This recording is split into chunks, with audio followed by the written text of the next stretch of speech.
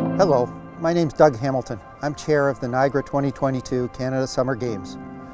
We're here today to take you on a tour of one of our key legacy facilities, the largest legacy facility that we're building for the Games. It's called Canada Games Park.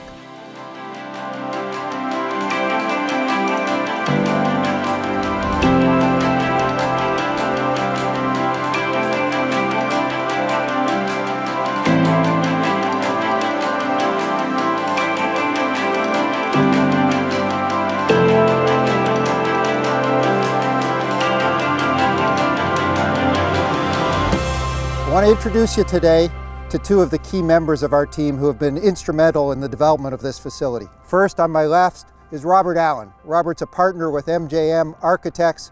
They're the architect firm that's taken the lead role on developing the plans for this facility. On Robert's left is Daniel Aquino. Daniel's president of Aquacon Construction. Aquacon's the contractor for the development of this project, and the three of us today are going to take you on a little bit of a tour of this facility. We're kind of in a unique place right now. We're at the border of St. Catharines and Thorold. We're at the entrance to Brock University, and this building has definitely been designed as a gateway building. We want it to be a local landmark that sort of defines this very, very special place that we're in. Also, it's designed as a civic building. It wants to be open and welcoming for everybody. And to that end, it has these two great public entrances that are both defined by these large porches. And so we're standing in front of one of the porches here, which is one of the kind of main entrances of the building. And that faces this square that I'm standing on, which is going to be a fabulous public square for celebrations and demonstrations, all really cool public stuff that we want to happen around the building. As Robert mentioned, we knew when we started this back in, I guess it was December of 2020. So it has just been over a year.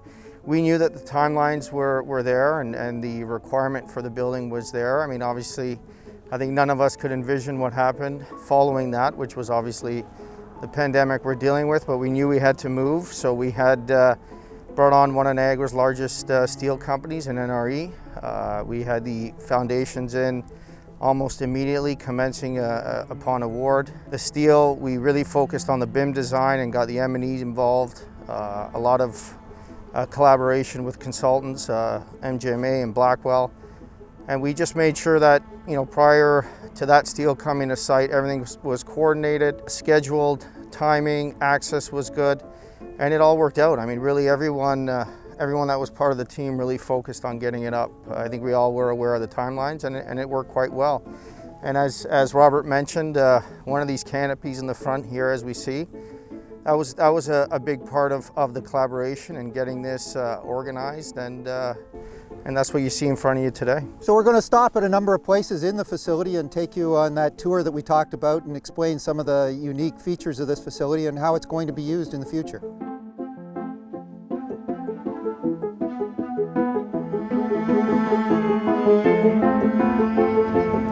We're now standing in a quadruple gym, which is encircled one level up with a 200-meter indoor walking and running track. During the Games in 2022, this gym will be used for volleyball as well as for wrestling, and the track will be used for warm-up for the athletics facility, which is located just outside. So yes, we're in one of the three big performative spaces of this building.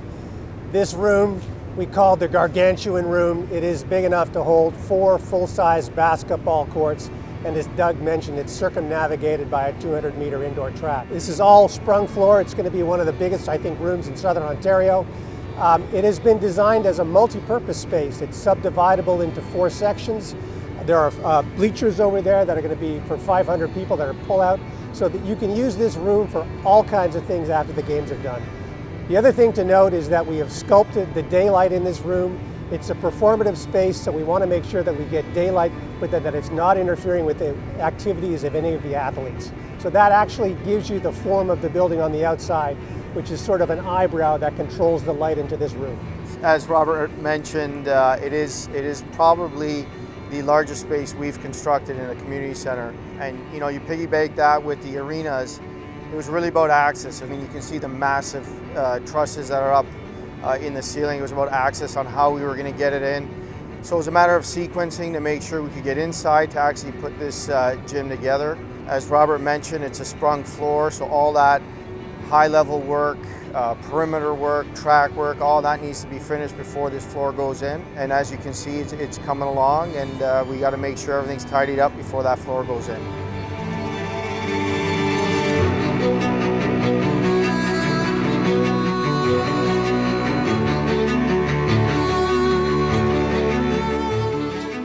We're standing in the smaller of the two arenas that's being built for Canada Games as part of Canada Games Park.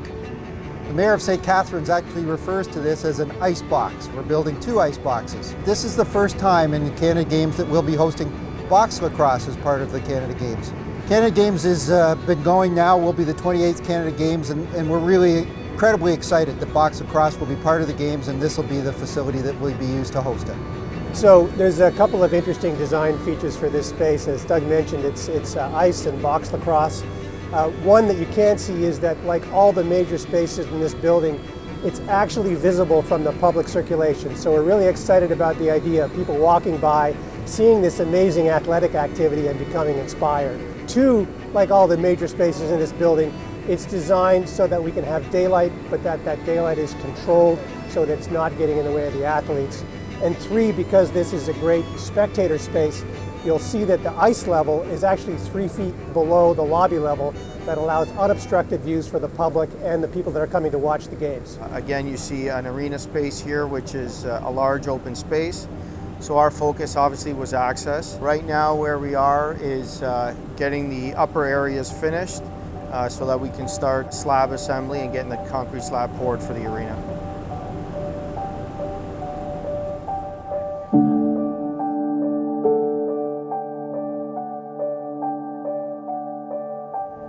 So we're now standing in the main arena, or ice box, that's being built as part of Canada Games Park. Again, this will be used for box lacrosse during the Canada Games. Box lacrosse will have both male and female competitors, so this will be a very busy spot in a year and a half. So this main arena and the gym that we were in previously are both actually quite close to the front door and are both visible when people enter the building from the parking lot. This is a kind of premier space. As Doug mentioned, there's only over 1,100 seats here.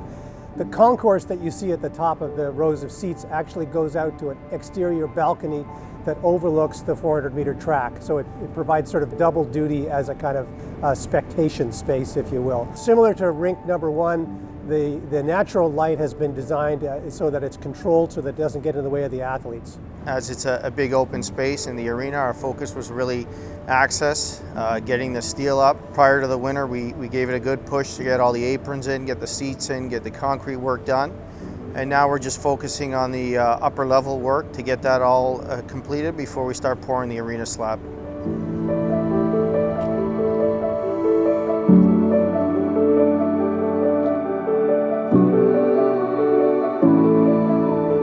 We're standing on the second floor 200-meter track, looking back into the quadruple gym. After the games, this is going to be a legacy facility that will be used by the community for years.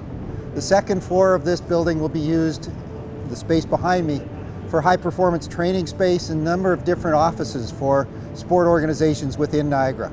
On the first floor, there's a very impressive space that will be used by the Brock Niagara Centre for Health and Well-Being. So we really envisioned these 3 big performance spaces that wrapped a kind of core that was about healing and athletic performance. And we are sort of now standing, as Doug mentioned, on the 200-meter track. When this thing kicks into legacy use, we find these tracks are popular not only with runners, but with seniors, moms who are with their kids, people in wheelchairs. These are incredible civic spaces that I think everyone's going to enjoy.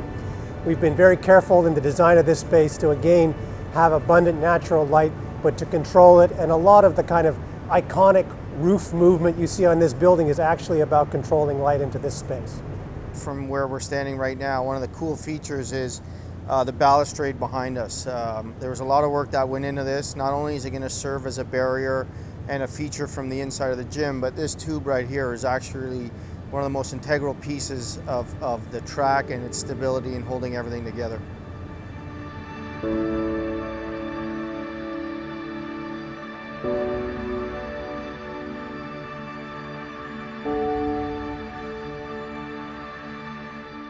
We're now standing on the 400-meter track that's being built for the games. We're actually on the pole vault runway. And in front of me is the new beach volleyball facility that's being built for the games and will remain as a legacy beach volleyball facility after the games with 6 permanent courts. Just to our left is the parking area that will be used for Canada Games Park, with 300 parking spots. During the games, we're going to activate that area as a facility that we're going to call Niagara Place. Turn it into a cultural celebration festival location, and it'll be a centerpiece for the games. As Doug mentioned, the athletic fields are actually oriented so that all of this faces Shimon Tower of Brock University, which was something that was very important to them. I think you can see two things from where we're standing. One, you're seeing the other main public entrance to the facility, a big public porch, open and inviting. And this is also giving you a view of the way the roof has been sculpted, which is really responding to the heights required by the interior program, but also allows us to fold elements down where the public sees it, where we're going to have a green roof on display. So as we stand out here, I think you get a real sense of the size of the site that we're dealing with. When we started, we broke it down into 3 segments. To the right of me is the parking for Brock, which had its own timeline and schedule, which has been completed. The center area is obviously the track, which was a very important piece to the games, which as you can see is virtually completed. And to my left is the building and the building site, which is well underway.